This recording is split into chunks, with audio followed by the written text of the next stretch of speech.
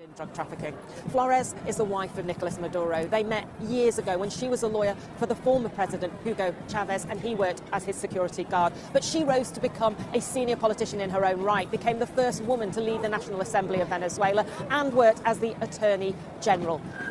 The pair were seized in the early hours of Saturday morning. They have been paraded in a way, brought from a Brooklyn detention centre here to this Manhattan court, facing charges that they ran a corrupt government and that they were involved in a conspiracy to transport cocaine and narco-terrorism.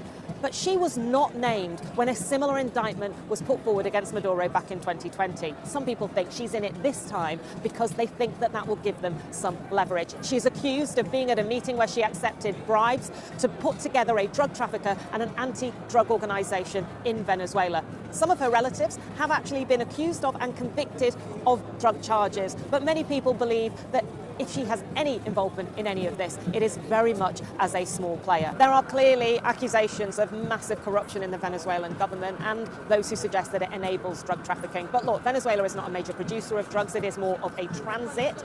And people say to me that taking out Maduro and his wife is unlikely to disrupt that drug trade. Despite all of that, she is facing charges alongside him. They both said that they were innocent, but they are going to have to stand trial. 12 people, a jury here in America, will make decisions on what happens to them next.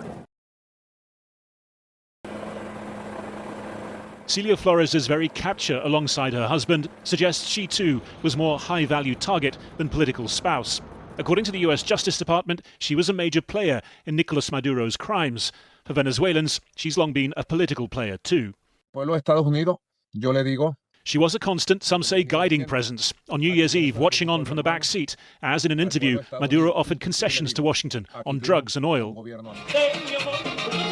Before that, joining him in public demonstrations of defiance as the watching on from the back seat as in an interview Maduro offered concessions to Washington on drugs and oil.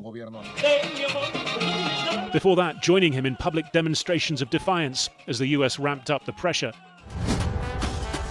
And in Maduro's propaganda cartoon series, whereas Nicolas and Celia, they helped the needy, their alter egos, Super Mustache and Silita, both had superpowers.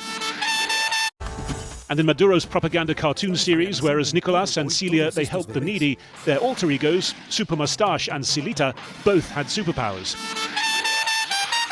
Deployed, fighting off incarnations of capitalism, extremism or imperialism, usually emanating from a blonde-haired villain in the White House. Deployed, fighting off incarnations of capitalism, extremism or imperialism, usually emanating from a blonde-haired villain in the White House.